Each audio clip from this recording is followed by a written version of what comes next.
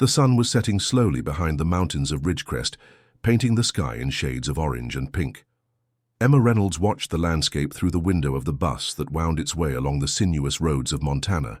After years away, she was finally returning to her hometown. At 24, with a veterinary degree in hand, she felt a mixture of anxiety and nostalgia. "Next stop, Ridgecrest," announced the driver. Emma adjusted herself in her seat, gripping tightly the small suitcase she carried. Inside it, besides some clothes, she kept her diploma and the memories she could never leave behind, especially the memory of a foal with penetrating eyes that she had saved when she was only 9 years old. When the bus stopped at the small station, her mother, Mrs. Linda, was already waiting for her with tears in her eyes. The tight embrace brought back all the familiarity she had missed in the big city. "My daughter, how I've missed you. You look so beautiful, so grown up." "I missed you too, Mom," replied Emma, burying her face in her mother's shoulder as she used to do when she was a child. During the journey to the simple house where she grew up, the two talked about the years of absence. Mrs. Linda spoke about the neighbors, the changes in town, while Emma observed attentively through the car window, noticing that many things remained the same, but others had changed significantly. "And the wild horses, Mom, are they still around?" Mrs. Linda hesitated before answering, her expression subtly changing. "They're becoming increasingly rare, honey. They say illegal hunters have been coming more frequently, and also," she paused, "the Coleman Ranch has expanded a lot. Ethan, old Coleman's son, took over everything after his father passed." Emma noticed her mother's hesitation when speaking about Ethan. There was something unspoken in the air. "What about Ethan, Mom?" "Nothing, honey, it's just that he's changed. He came back from Chicago about 5 years ago, took over the ranch and became a reserved man. They say he's been helping protect the horses, but there are rumors." "What kind of rumors?" "Better you see with your own eyes. You can go there tomorrow. He hired a team to take care of the cattle, but I heard he needs a veterinarian." The next day, Emma woke up with the first rays of sunlight. She dressed simply, jeans, boots, and a cotton shirt, had a quick coffee and took her father's old pickup truck, which rarely left the garage since he began having health problems. The road to the Coleman Ranch was familiar, although now wider and better maintained. Upon arrival, she noticed that the property had expanded considerably. Where once stood a simple farmhouse, now rose an imposing structure with wide porches and a privileged view of the verdant fields. A tall man with an austere appearance observed the horizon from the porch. Even from a distance, Emma recognized Ethan Coleman. The years had transformed the shy boy she had known in childhood into a man with a commanding presence. "Good morning," she called, approaching. "Ethan Coleman. I'm Emma Reynolds. I don't know if you remember me." He turned slowly, and his eyes revealed a brief flash of recognition, quickly replaced by a more controlled expression. "Emma, of course I remember. The girl who talked to horses," he commented, with an almost imperceptible smile. "I heard you came back with a veterinary degree. News travels fast in Ridgecrest. Small towns, big gossip," he replied. "Are you here for business or pleasure?" A bit of both. I heard the wild horses are disappearing." Ethan's expression changed, becoming more serious. "It's true, the hunters have been relentless. I've been trying to protect them, keeping them on the ranch lands, but it's not easy." Emma noticed something in his voice, a kind of restraint, as if there was much more to be said. "Can I see them? The horses, I mean." Ethan hesitated for a moment but nodded. "Come with me." They walked in silence to the stables. Ethan instructed one of the workers to bring 2 saddled horses. While they waited, Emma felt a growing restlessness, a familiar sensation she couldn't explain. Minutes later, they were riding across the extensive fields of the ranch. In the distance, near a denser area of vegetation, a group of wild horses grazed peacefully. Emma felt her heart accelerate, and then, as if responding to a silent call, a majestic horse with dark coat raised its head, looking directly at her. The world seemed to stop. Those eyes, she would recognize them anywhere. "It's him," whispered Emma, her voice choked with emotion. The black horse kept its eyes fixed on her, as if recognizing her across time. Ethan observed her with curiosity. "You know this horse?" "I saved him when I was little. He was injured, had burn marks on his body." She dismounted, taking a few hesitant steps toward the animal. "It can't be. Coincidence, or Falcon," said Ethan, also dismounting. "That's what I named him when he showed up here a few years ago. He leads the group, but never gets too close to humans, except..." "Except?" "Nothing. Just my impression." Ethan looked away, suddenly uncomfortable. "It's getting late. We should head back." Reluctantly, Emma nodded, but her gaze remained fixed on the black horse. There was something in those eyes, a depth that transcended common understanding. Falcon remained motionless, watching her, until she and Ethan moved away. On the way back, the silence between them was dense, loaded with unasked questions. Emma felt that Ethan was hiding something, but couldn't pinpoint what. "How did he get here?" she finally asked, breaking the silence. He just appeared one day, about 4 years ago. He was injured, dazed. I took care of him, and when he got better, he didn't want to leave. Since then, he's been the leader of the group." "Injured how?" Ethan hesitated, his face contracting almost imperceptibly. "A wound on his leg, nothing serious." Before Emma could inquire further, they reached the stables. A worker approached hurriedly.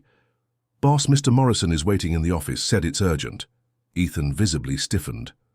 "Tell him I'm coming." He turned to Emma.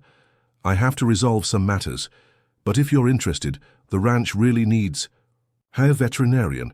The position is yours if you want it." I need to think," she replied, surprised by the sudden offer. "Of course. Take your time," he paused. "And Emma, about the horses, be careful. Not everything is what it seems around here." With these enigmatic words, Ethan walked away, leaving her alone with her doubts. On the way back home, Emma couldn't stop thinking about the reunion with Falcon and Ethan's mysterious words. Upon arrival, she found her mother in the kitchen preparing dinner. The familiar smell of home-cooked spices filled her nostrils, bringing momentary comfort. "How was it at the ranch?" asked Mrs. Linda, noticing her daughter's thoughtful expression. "Strange," replied Emma, sitting at the table. "I found Falcon. Mom, the horse I saved when I was a child." Mrs. Linda stopped what she was doing, turning to face her. "How can you be sure?" "It's been so long. I know it's him. I felt it the moment our eyes met. And the strangest thing, he recognized me too." Mrs. Linda sat at the table, holding her daughter's hands. "Be careful, Emma. That place, that ranch. There are stories." "What kind of stories?" "They say old Coleman had secrets and that Ethan came back to keep them. And since he returned, the wild horses started disappearing, but nobody ever saw one being taken. Do you think Ethan is involved with the hunters?" "I don't know, honey. What I know is that things aren't always what they seem, and there's more mystery in that family than they like to admit." That night, Emma couldn't sleep. She tossed and turned in bed, haunted by the image of Falcon's eyes. There was something there, a silent message she couldn't decipher. Finally, she made a decision. She would accept the job at the ranch, not just for the professional opportunity, but to unravel the mystery surrounding Ethan Coleman and the wild horses. The next morning, she returned to the Coleman ranch. She found Ethan in the same place, as if he hadn't moved since the day before. "I accept the job," she said without preamble.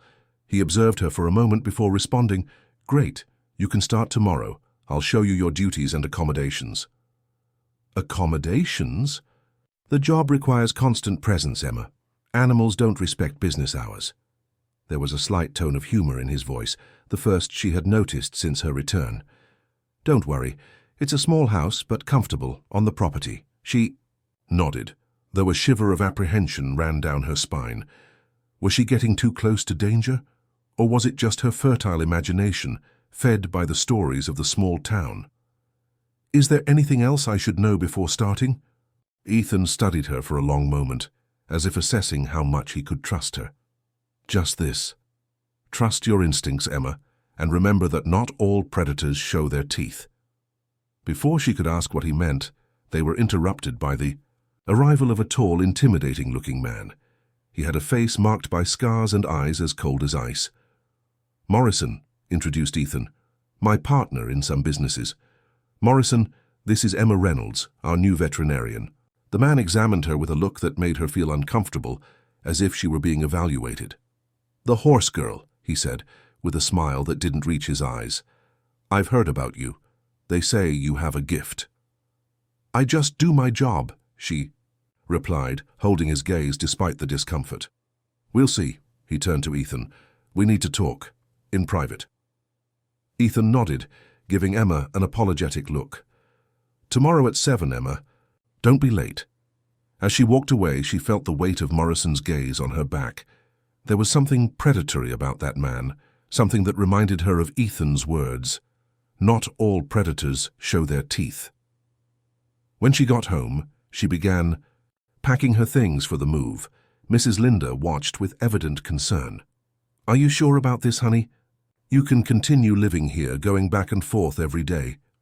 "I need to be there all the time, Mom, and besides—" She hesitated, searching for the right words.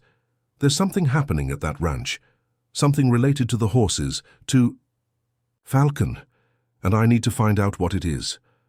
Mrs. Linda sighed, recognizing the determination in her daughter's eyes, the same she had as a child. "Just promise you'll be careful, and that you'll come home if you feel anything strange." "I promise," replied Emma, hugging her mother.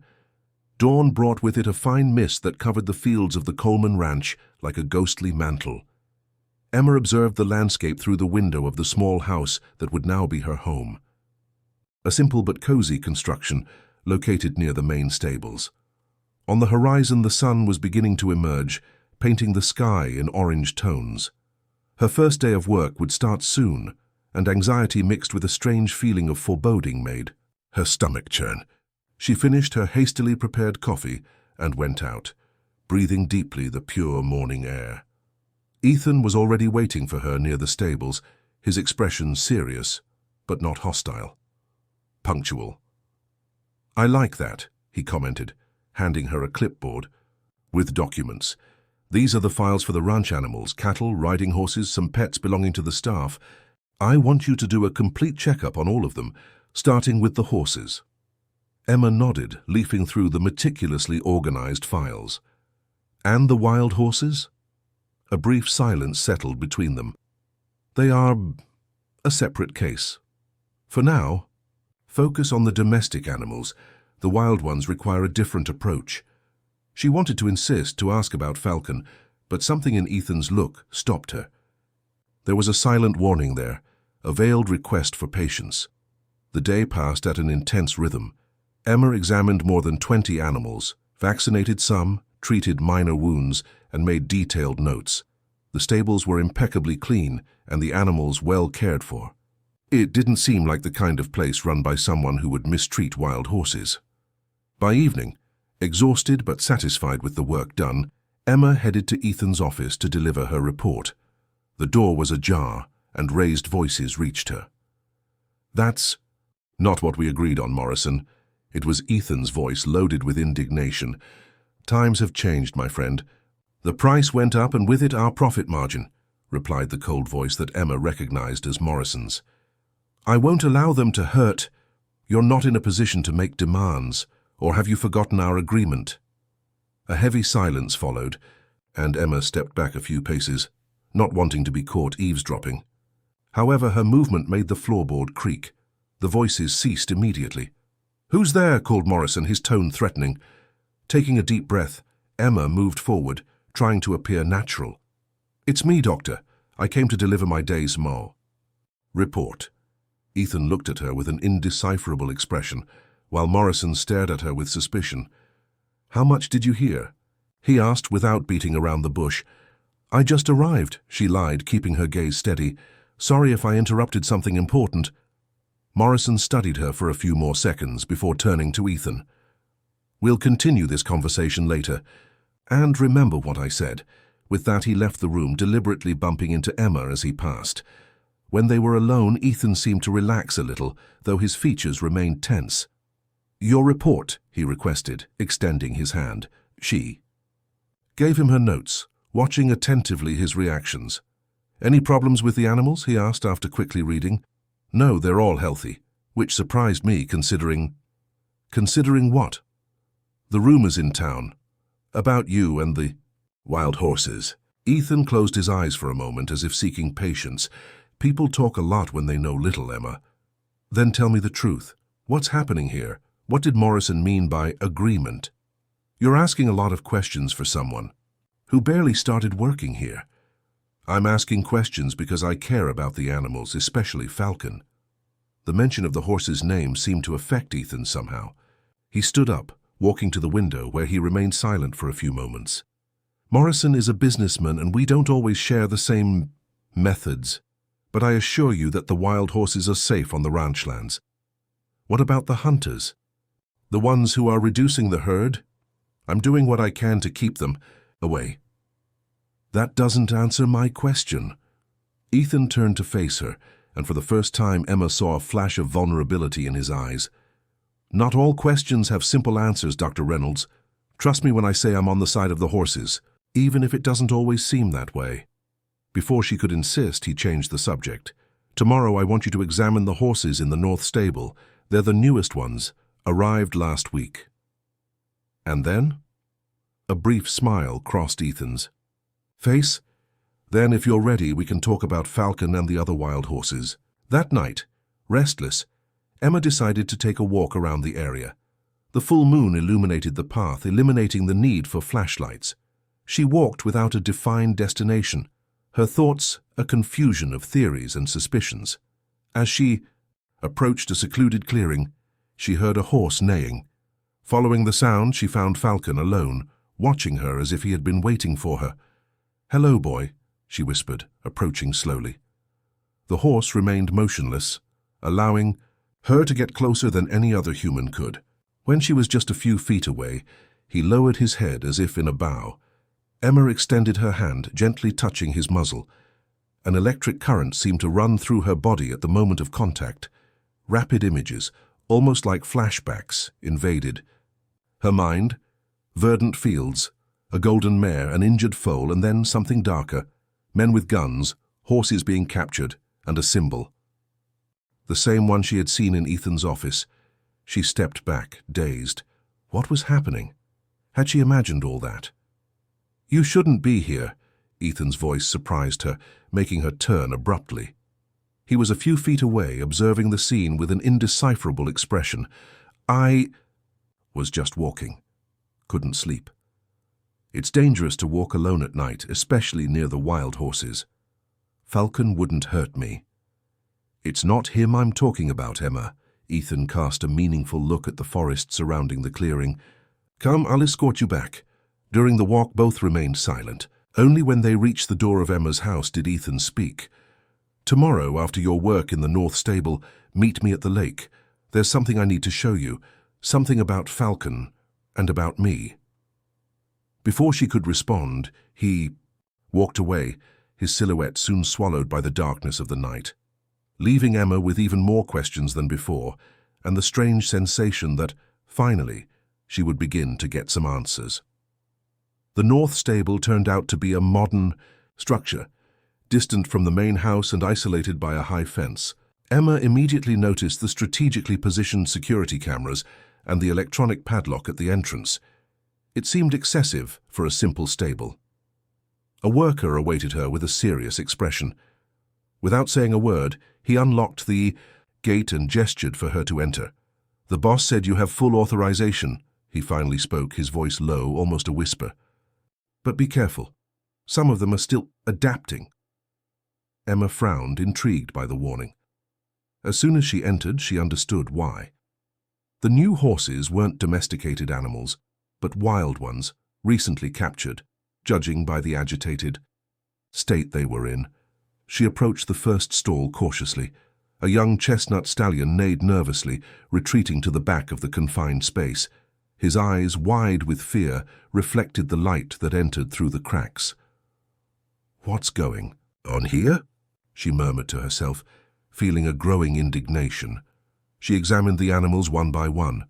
Although they didn't present serious injuries, all showed signs of stress, and some had rope marks on their necks, evidence of forced capture. She meticulously noted each observation, photo-documenting with her cell phone the most concerning cases. Upon finishing, her mind was bubbling with questions and accusations. Ethan had lied. He wasn't protecting the wild horses. He was capturing them. Determined to confront him, she headed to the lake as arranged. The landscape was breathtaking. Crystal-clear waters reflected the blue sky, while imposing mountains formed a natural barrier around. Under any other circumstances, Emma would have appreciated the beauty of the place, but at that moment, her anger overshadowed everything else. Ethan was already waiting, sitting on a rock by the water's edge. His expression was grave, as if anticipating the storm that was coming. "You lied to me," accused Emma without preamble, tossing her clipboard beside him. "Those horses in the north stable, you captured them." He didn't seem surprised by the accusation. "It's not what it seems, Emma." "No? Then explain to me what it is, because it seems like you're working with the same hunters you claim to be fighting." Ethan sighed deeply, passing his hand over his face in a tired gesture. "Sit down, please. What I'm going to tell you, it's not simple." Reluctantly, she obeyed, maintaining a safe distance. "I'm listening." My father, old Coleman as they called him, was a complex man, hard, sometimes cruel, but he had a deep connection with this land and its animals. When I was a child, he told me a local legend about horses that weren't just animals, but guardians of the balance between man and nature. Emma watched him attentively, noticing how his gaze got lost in the horizon as he spoke. I didn't believe it, of course. I thought they were just stories from an eccentric old man. Then at 18 I went to Chicago to study. I wanted distance from this place, from the superstitions, from rural life. I graduated in business, built a career, forgot my father's stories. He paused, as if gathering courage to continue. 5 years ago, I received a phone call. My father was ill. When I arrived, he had already passed. He left the ranch to me along with a diary. In it, he wrote about his secret mission, to protect a special group of wild horses, led by a black stallion he called the Guardian. According to my father, this horse had powers that transcended common understanding. He was capable of communicating with humans through mental images, predicting dangers, healing wounds. "Falcon," whispered Emma, feeling a shiver run down her spine. Ethan nodded slowly. When I read the diary, I thought my father had gone mad in his final days. But then I saw him, the black horse, exactly as described, and he showed me things, memories of my father, moments that only the two of us knew about. How is that possible? I can't explain it. I just know it's real, and that my father wasn't the only one who knew. There were others, like Morrison, who discovered about the special horses. But while my father wanted to protect them, Morrison and his group want to capture them to study their voice gifts. And the horses in the North Stable? They're the ones I managed to rescue before they were taken. Morrison has a network of hunters that's decimating the herd. To maintain my cover, I pretend to collaborate, capturing some animals for study. In truth, I'm trying to protect them until I can dismantle the operation. Emma stared at him, trying to discern the truth in his words. "Why didn't you report?" "Morrison to the authorities." Ethan laughed without humor. "He has powerful connections, and besides, who would believe it? A horse with psychic powers? It would sound like delusion." "How do I know you're telling the truth?" "You don't," he replied simply. "But Falcon knows. That's why he allowed you to approach him. He recognized you, not just from your childhood, but as someone who can help. Someone like my father." A heavy silence settled between them. Emma tried to process everything she had heard. It was fantastic, almost impossible to believe, and yet something inside her resonated with that story. What does Morrison intend to do with the horses he captures? Ethan's expression darkened. "Experiments. He believes their gift can be extracted, perhaps replicated. We've already lost several animals to his studies." "My God!" Emma brought her hand to her mouth, horrified. "Now do you understand why I need to maintain my facade? It's the only way to protect the herd, especially Falcon. But why tell me all this now? Ethan stood up, walking to the edge of the lake. Because Falcon chose you, just as he chose my father years ago. And because, he hesitated, Morrison is planning a major attack to capture the entire herd, including Falcon. It's going to happen soon, and I can't stop it alone. At that moment, a familiar neigh echoed through the clearing. Both turned, to see Falcon emerging from the forest, majestic and imposing. The horse walked slowly until stopping in front of Emma, lowering his head until his eyes were at the same level. "He wants to communicate with you," explained Ethan. "Just touch his forehead and open your mind." With her heart racing, Emma extended her hand, gently touching the animal's forehead. Immediately, a succession of images invaded her consciousness.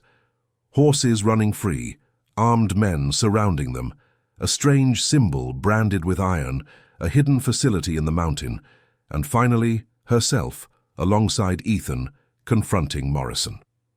When the connection broke, Emma staggered, dazed by the intensity of the experience. Ethan supported her, his touch gentle and firm. "You saw, didn't you?" he asked, anxious. "Yes," she replied, still breathless.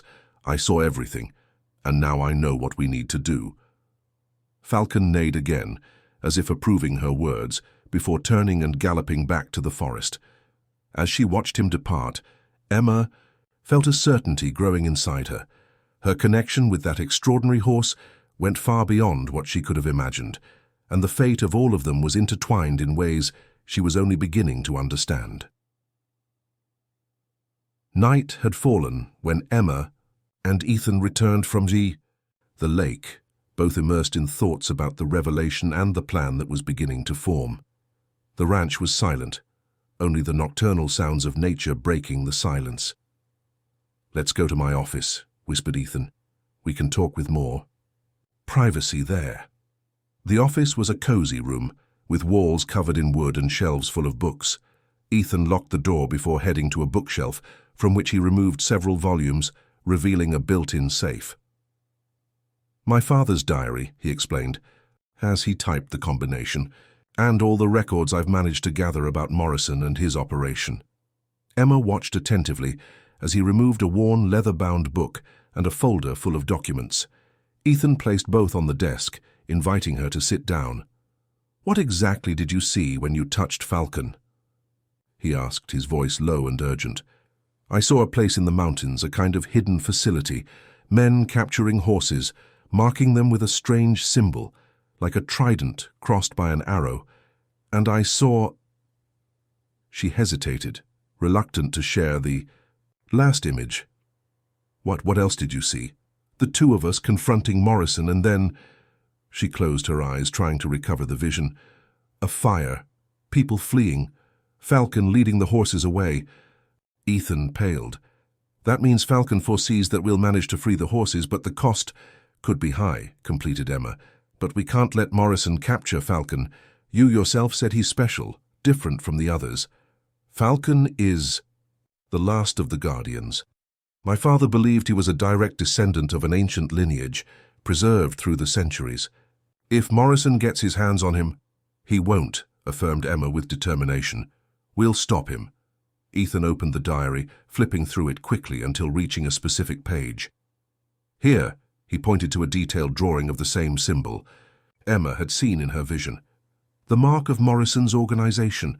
According to my father, they've existed for decades, perhaps centuries, always seeking the Guardians for their experiments." "What kind of experiments?" Ethan's expression became somber. "My father didn't go into details, but he mentioned attempts to transfer the telepathic ability of the horses to humans.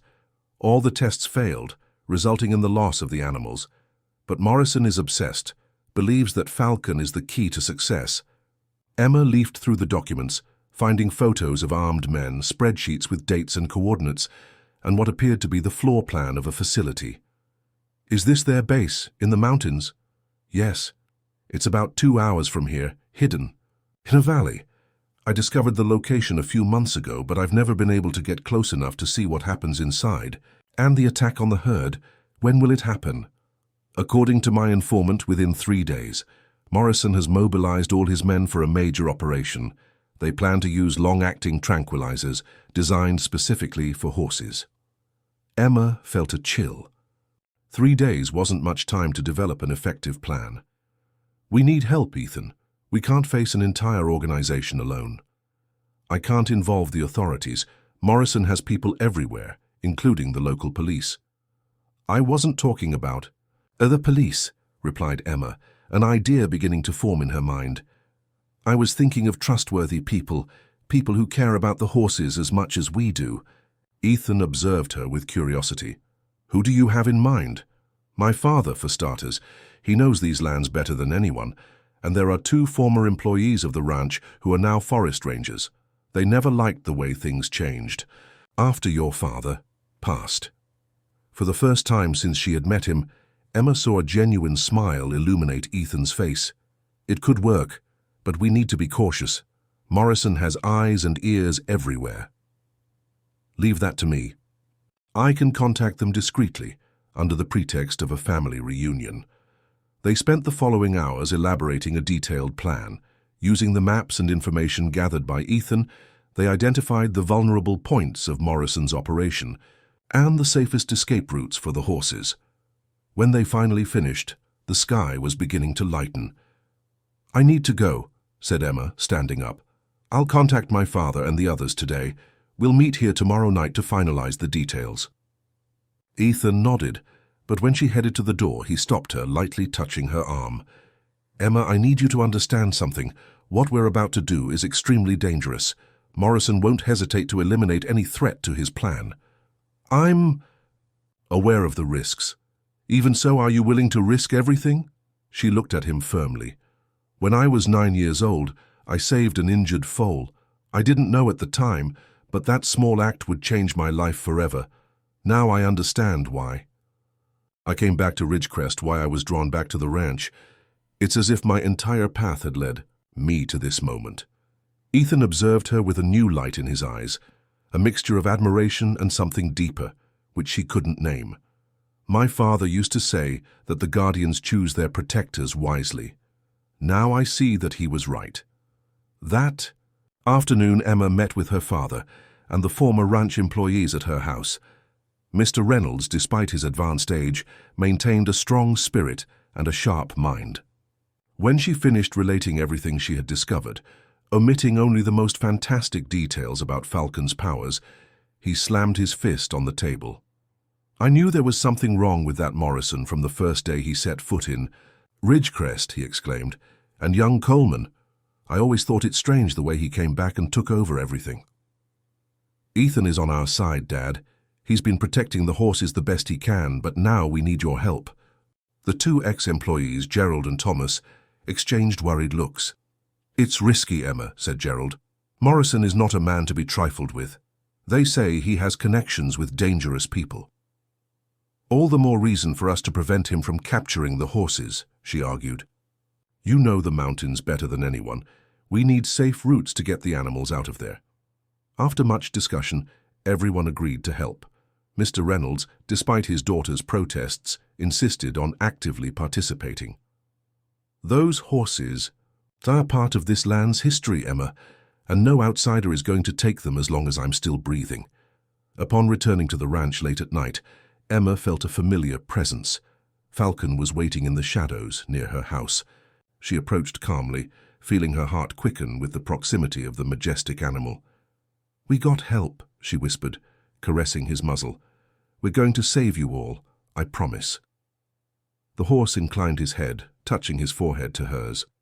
This time the vision was brief but clear. Emma and Ethan, side by side, under the moonlight, united not just by the mission to save the horses, but by a deeper bond. When the connection broke, Emma stepped back, surprised by the image. Falcon observed her for another moment before moving away, disappearing into the night like a shadow. Thoughtful, she entered the house, reflecting on everything she had learned in the past few days and what was to come. The unlikely alliance she had formed with Ethan, the risks they would face, and that last vision, which suggested a future she hadn't considered until then. 2 days separated them from the attack planned by Morrison. 2 days to prepare a defense. That could forever change the destiny of Ridgecrest and its wild horses. And at the center of it all, a black horse with extraordinary powers, connecting past and future in ways she was only beginning to understand. The Coleman Ranch buzzed with disguised activity in the 2 days that followed.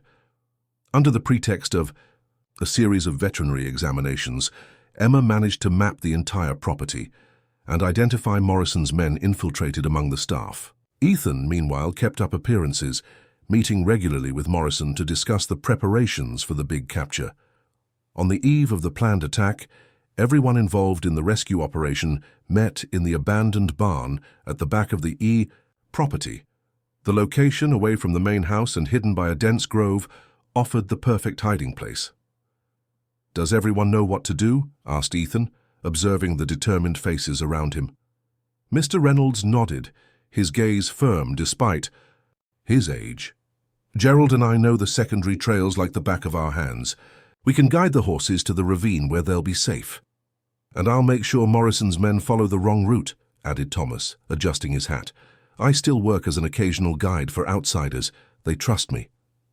Emma spread a map over an improvised table. "The plan is as follows. Tomorrow at dawn, Morrison and his men will gather here." She pointed to a clearing near the northern edge of the property. "They intend to surround the main herd which normally grazes in this area. Ethan will be with them, pretending to collaborate. Meanwhile," continued Ethan, "Emma and her father will be positioned here, near the hidden valley, where the horses will actually be, thanks to our maneuvers over the last few days. Mr. Reynolds knows a natural tunnel that leads directly to the ravine.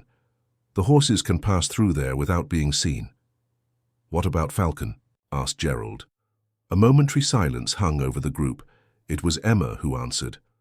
"Falcon has his own role in the plan.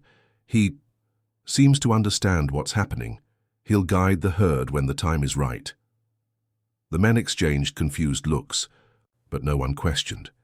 There was an aura of mystery surrounding the black horse that everyone seemed to feel, even without fully understanding. "And if something goes wrong?" asked Thomas, expressing the concern that everyone felt. "We have Plan B," replied Ethan, removing a small box from his jacket. Inside rested 4 small devices. "Emergency transmitters. If something goes off script, activate the signal. Everyone else will know they should head to the alternative meeting. Point here." He pointed to a remote location on the map near the county line. He distributed the devices among them, keeping the last one for himself. "One last thing," he added, his tone suddenly grave. "Morrison is not just a greedy hunter. He genuinely believes that the horses, especially Falcon, possess special abilities that can be exploited. Don't underestimate his determination or his resources." The group dispersed soon after, each following a different path so as not to raise suspicions. Only Emma and Ethan remained in the barn, going over the final details of the plan. "Are you sure about this?" he asked, watching her attentively. "There's still time to back out, get your father and the others to safety." Emma smiled slightly, touching his arm in a reassuring gesture. "Since I came back to Ridgecrest, something inside me knew I'm exactly where I should be. I'm not backing out now." Ethan nodded, his gaze revealing a complex mixture of emotions. "There's something I need to show you before tomorrow."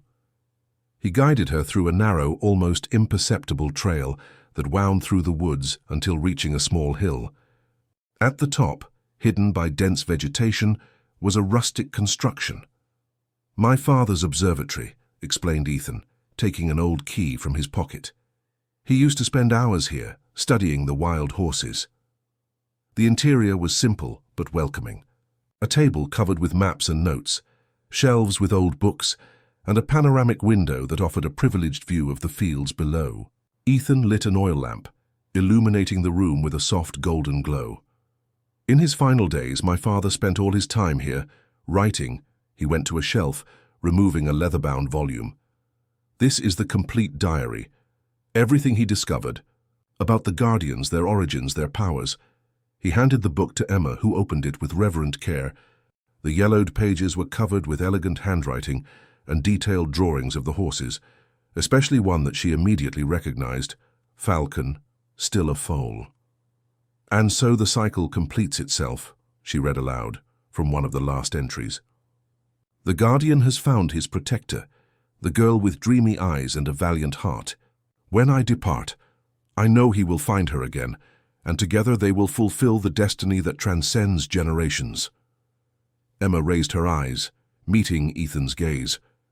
He was talking about me? My father saw you saving Falcon that day, so many years ago. It was he who took the foal back to its mother after you healed it, and he knew at that moment that the bond formed between you would be crucial for the future. Why? What makes Falcon so special? Ethan leafed through the diary until he came to an illustration showing a black horse surrounded by ancient symbols. According to the legend recorded by my father, the Guardians are more than simple horses. They are bearers of an ancient consciousness, protectors of the balance between man and nature. Falcon is the last of his lineage, and his gift is more powerful than any other recorded before. He not only communicates through mental images, but can transfer knowledge, heal, and even see beyond the present. Predict the future? Asked Emma, incredulous. Not exactly. It's more like perceiving the possible paths ahead, based on present choices. The visions he shares aren't certainties, but possibilities. A distant neigh echoed through the night, as if in response to Ethan's words. Both instinctively turned to the window. Down below, at the edge of the forest, a black silhouette stood out against the silvery moonlight. Falcon, watching them. He knows we're talking about him, murmured Emma. He always knows, replied Ethan, an enigmatic smile on his lips. Suddenly, the sound of an engine broke the silence of the night. Headlights cut through the darkness, approaching the main house of the ranch. Morrison, whispered Ethan, his expression hardening. He shouldn't be here until tomorrow.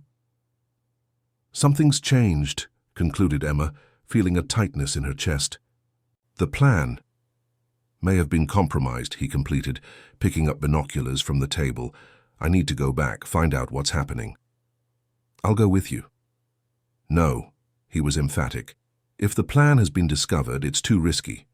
Stay here, where you're safe. If I don't come back in an hour, activate the emergency transmitter and take everyone to the alternative point. Before she could protest, Ethan was already at the door. He hesitated for a moment, turning to face her, as if wanting to say something more. In the end, he just nodded briefly and disappeared into the night. Emma waited, distraught, watching from the window the movement at the main house. More cars had arrived and figures moved quickly, like a military operation in progress. Time passed slowly, each minute seeming like an eternity. When almost an hour had passed with no sign of Ethan, she made a decision. She couldn't simply wait. She took the emergency transmitter, put it in her pocket and left the observatory, determined to find out what was happening. She moved cautiously through the woods, avoiding the main trails, when a movement among the trees made her stop. Her heart raced, but she soon relaxed upon recognizing the silhouette. Falcon had appeared before her like a materialized shadow. "What is it?" she whispered, approaching the animal. "Has something happened to Ethan?" Falcon lowered his head, allowing her to touch his forehead. Immediately, images invaded her mind. Ethan being confronted by Morrison, accusations, a heated discussion, and then Ethan being forced into one of the vehicles at gunpoint. "No!" exclaimed Emma, stepping back, horrified. "They took him!" Falcon neighed softly, as if confirming. He then turned, taking a few steps in the direction of the forest, before looking back, as if inviting her to follow him. Without hesitation, Emma took the transmitter from her pocket and activated the emergency signal. Then she mounted Falcon's back, holding onto his mane. "Show me the way," she whispered, feeling the power of the animal beneath her, his determination and courage flowing through the bond they shared. Like an arrow in the night, Falcon darted through the forest, following a trail invisible to human eyes, guided by an ancestral knowledge. The wind whipped Emma's face, but she held firm, certain that she was exactly where she should be, on the back of the last Guardian, riding toward Her destiny. Falcon galloped as if he knew every stone, every root, every obstacle in the path. The dense forest passed in dark blurs as Emma held firm on his back, feeling the power of the animal beneath her. There was no saddle, just direct contact with the soft coat and the powerful muscles that moved in perfect synchrony. The moon, almost full, filtered through the treetops, providing enough light to avoid colliding with trunks. Emma noticed they were heading for the mountains, away from the ranch, following a path she had never traveled before. After what seemed like an eternity, Falcon slowed down, entering a hidden clearing. Emma dismounted, caressing the animal's neck in gratitude. That's when she noticed they weren't alone. Around the clearing, partially hidden by trees, dozens of wild horses watched them. It was as if the entire herd had gathered there, waiting.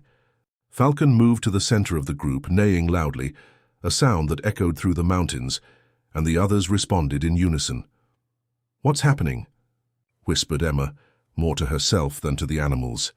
In response, Falcon returned to her side, lowering his head for her to touch his forehead. Again, images flowed into her mind. The secret facility in the mountains, men moving hurriedly, Ethan being led inside, and then something deeper, more ancient, a succession of memories that weren't hers, wild horses crossing eras, always guided by a leader with black coat, always connected to chosen humans who protected them. When the vision ended, Emma stepped back, dazed by the intensity of the experience. "You're not just a horse, are you?" She spoke softly, staring into Falcon's deep eyes.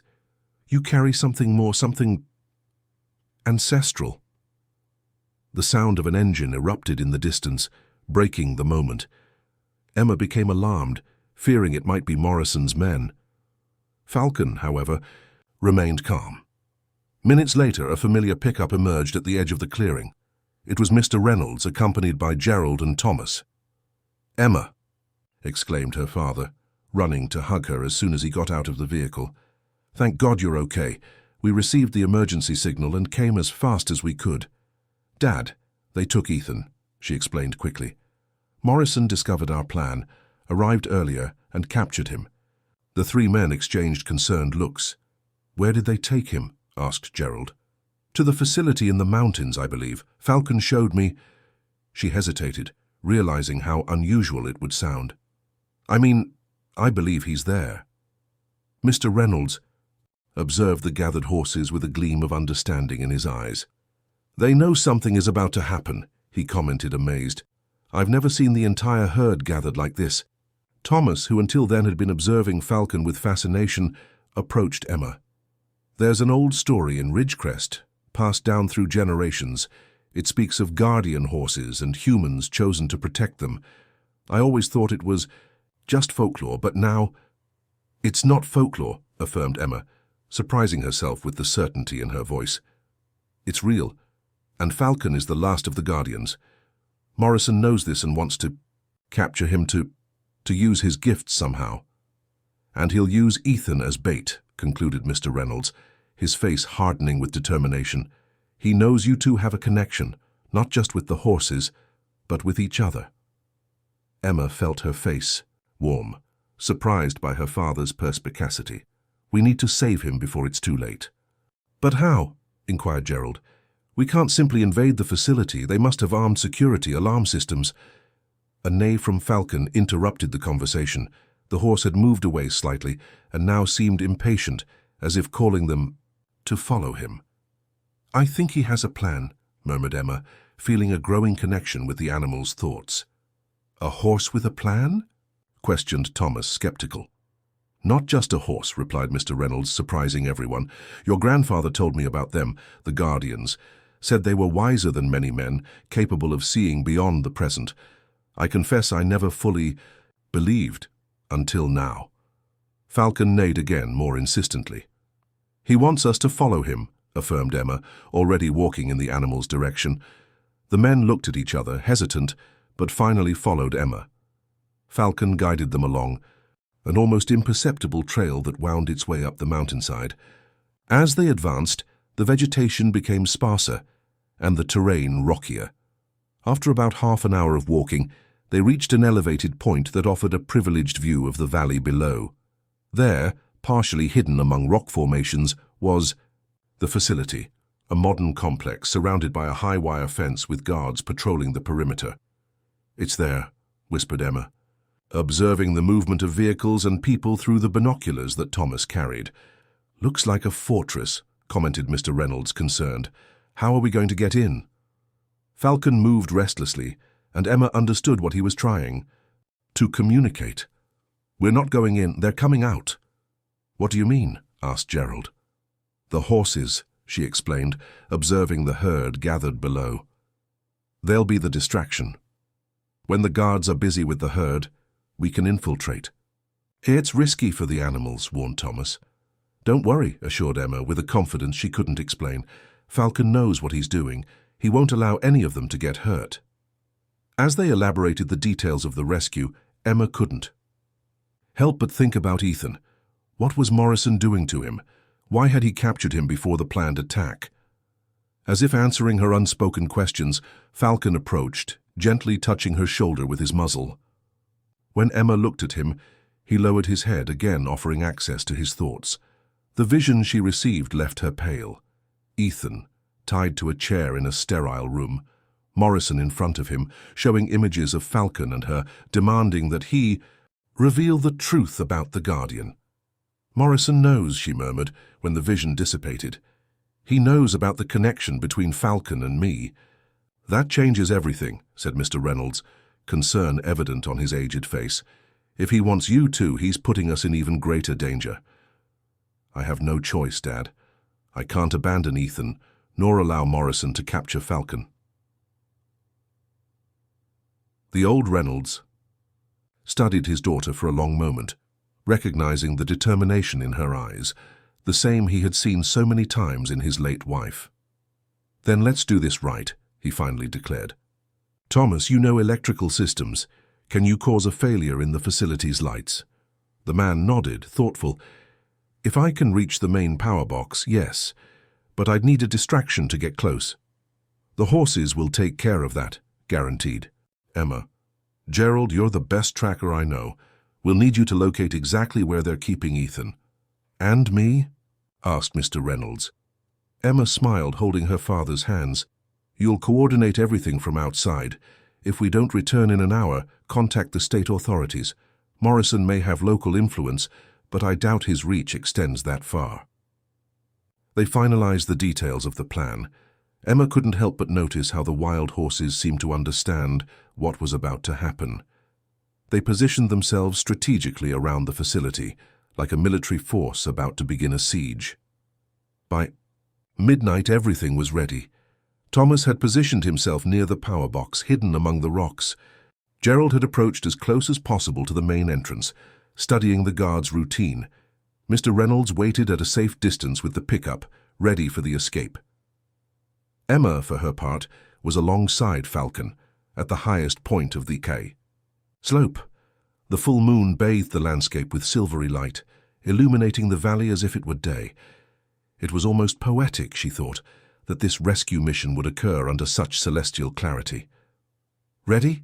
she whispered to Falcon, feeling awe, her heart quicken with adrenaline. The horse neighed softly and then raised his head to emit a different sound, more acute and prolonged. Immediately, as if responding to a silent command, the entire herd moved, descending the slope toward the facility. Emma watched, amazed, the precision with which the animals moved, almost like a choreographed dance. It wasn't a disorganized attack, but a calculated maneuver to attract the guards' attention to specific points. Within minutes, the facility's alarm sounded, and the guards ran to contain the unexpected invasion of wild horses. Security lights scanned the terrain, radio communications echoed through the night. "Now, Thomas," murmured Emma, even knowing he couldn't hear her. As if in response, all the lights in the facility suddenly went out. Only the emergency generators remained functioning, providing minimal illumination. "Let's go," she said to Falcon, mounting his back with a fluid movement. They descended the slope rapidly, taking advantage of the general confusion. Emma saw Gerald infiltrate through the back of the facility, while the guards were busy trying to keep the horses away from the main fence. Falcon took her directly to a side entrance, less guarded. Dismounting, Emma made a gesture for him to wait, but the animal denied with a head movement. He would follow her no matter the risk. "Stubborn," she murmured, with a nervous smile. Together they entered the complex, guided by an instinct that Emma couldn't fully explain. It was as if Falcon knew exactly where Ethan was being held, transmitting this knowledge through their special connection. The corridors were partially illuminated by emergency lighting, creating elongated shadows that danced on the walls. Emma moved silently, mentally thanking the years of forest walks that had taught her to step without making noise. Turning a corner, she almost collided with a guard. Before he could react, Falcon appeared at his side, pushing him against the wall. With a precise movement, the man slid to the floor, dazed. "Thank you," she whispered to the horse, still surprised by his agility in confined spaces.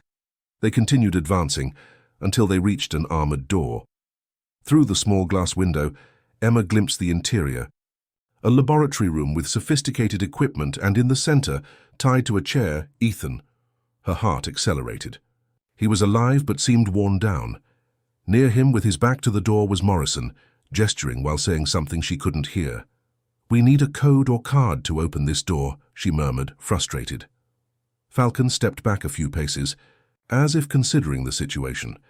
Then, to Emma's astonishment, he approached again and touched the electronic panel beside the door with his muzzle. The device emitted a hiss, sparks flying, before completely shutting down. A metallic click indicated that the lock had been released. "How did you—" she began, but there was no time for questions. She pushed the door slowly, praying it wouldn't make noise. Morrison continued with his back turned, absorbed in his one-sided conversation with Ethan. "And when we have the Guardian and the girl, I'll finally prove what my family has been seeking for generations," he was saying, his voice loaded with obsession. "You don't understand, Coleman. This goes beyond simple animal telepathy. It's about the power to transcend human consciousness." Ethan, even with his face marked by bruises, maintained a defiant expression. "You're delusional, Morrison. Emma will never come here, and Falcon is smarter than all your men put together." A cruel smile formed on Morrison's lips. "Ah, but she will come. The bond between the three of you is stronger than you imagine, and when she does, we'll be ready." At that moment, Falcon neighed, announcing his presence. Morrison spun around, his eyes widening upon seeing Emma and the imposing black horse at the threshold of the door.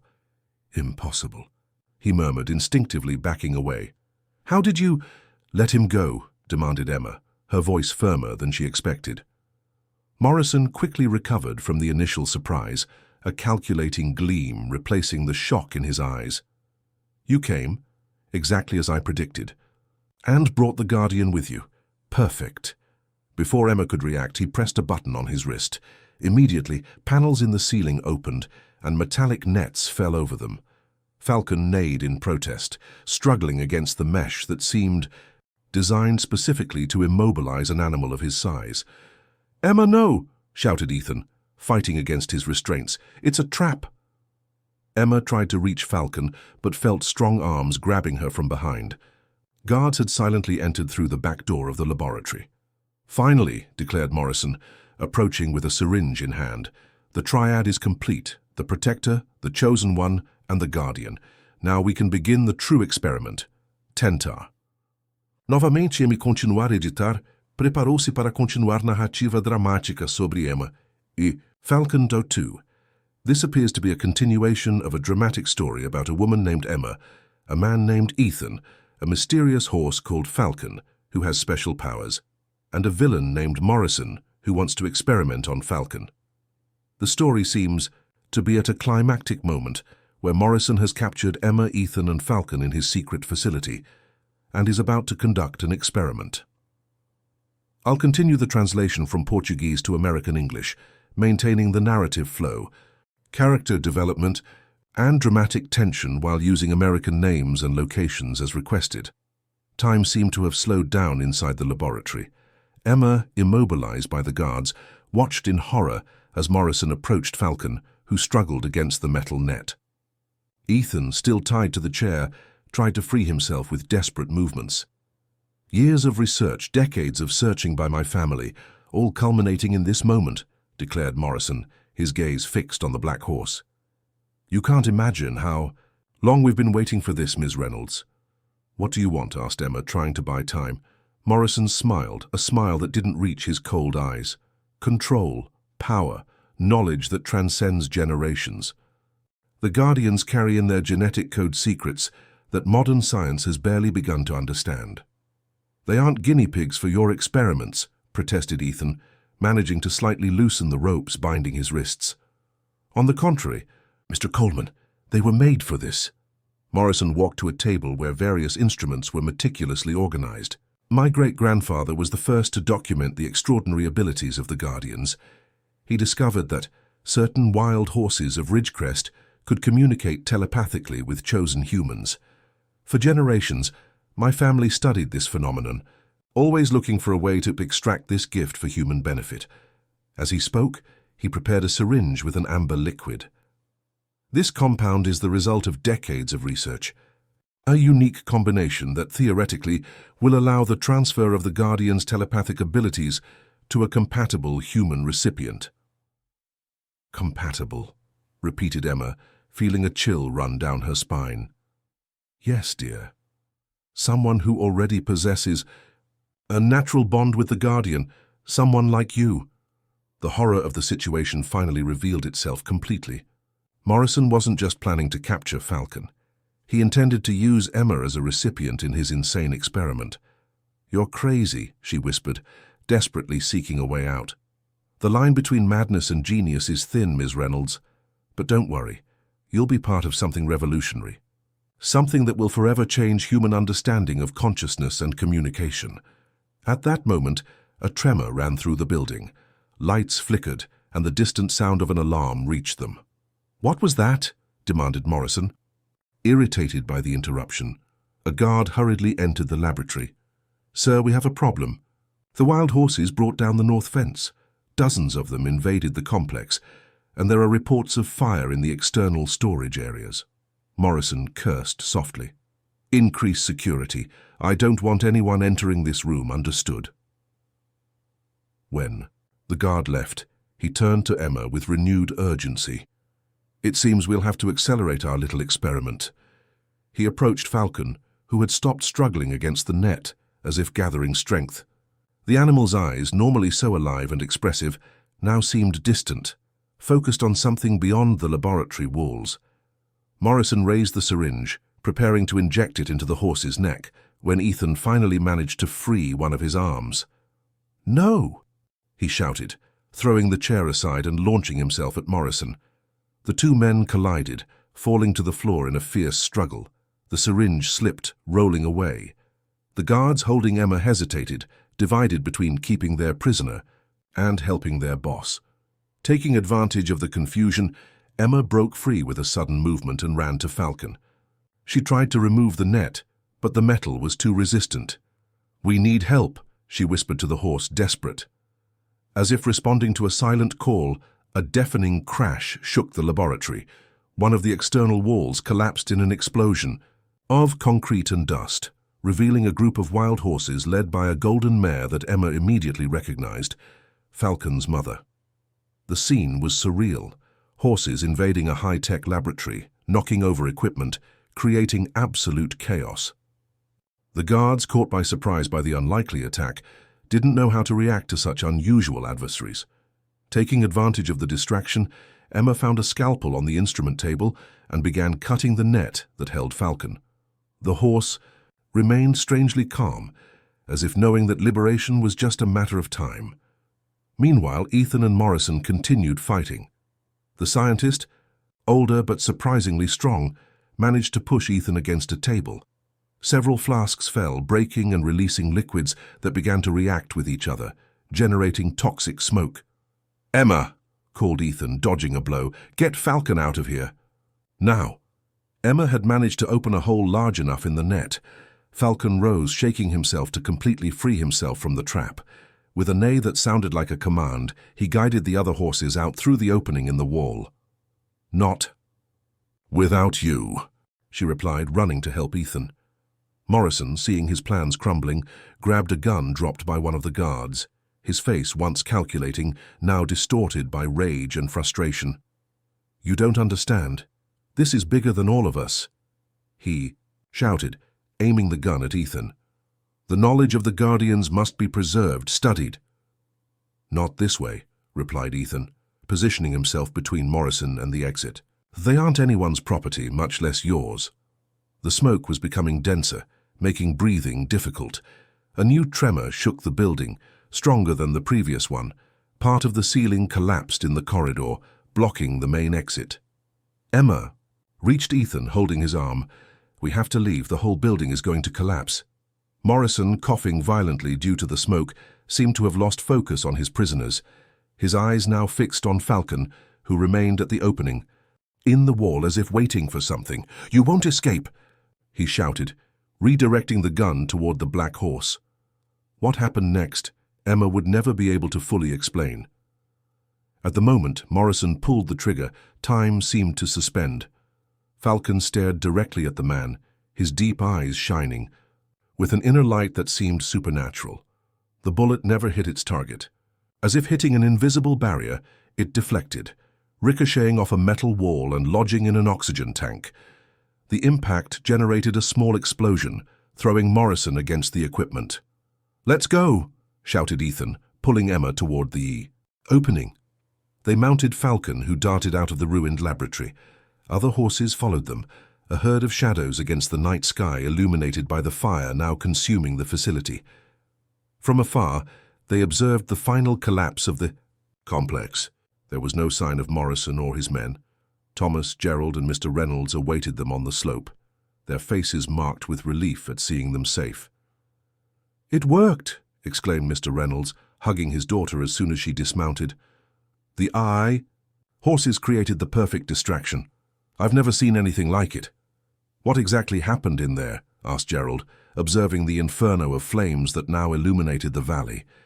Emma and Ethan exchanged meaningful looks. "Let's just say the Guardians protected their own," replied Ethan enigmatically. A month passed since the events at the facility. The story circulating in Ridgecrest was that a group of illegal hunters had suffered an accident at their hideout in the mountains. The authorities found improvised laboratories and evidence of illegal operations, but no sign of Morrison.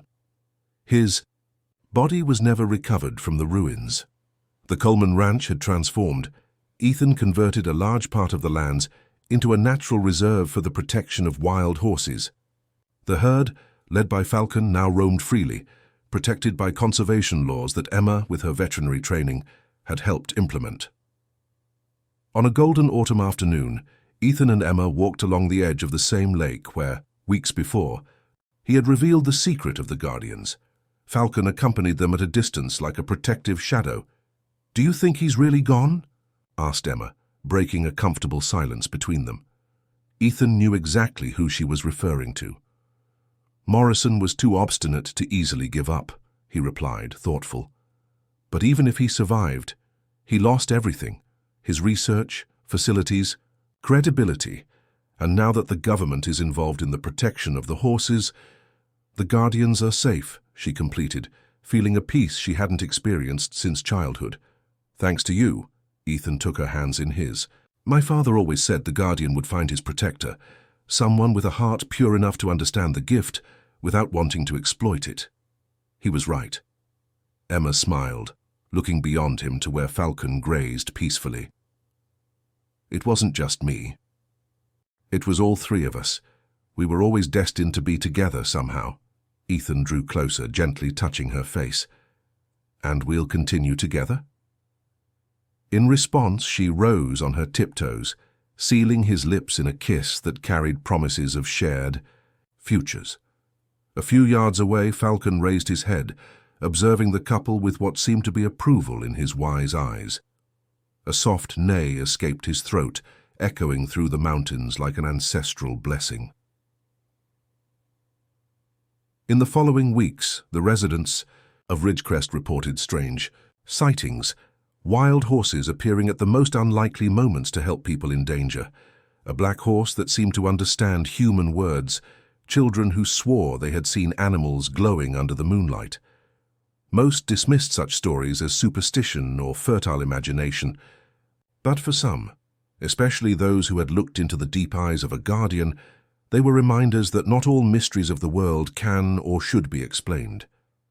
And on full moon nights, those who paid attention might glimpse two figures mounted on a magnificent black horse, galloping across the fields of Ridgecrest free as the wind, connected by a bond stronger than time, deeper than words, guarding ancestral secrets that transcended common human understanding, secrets that were safe under their protection.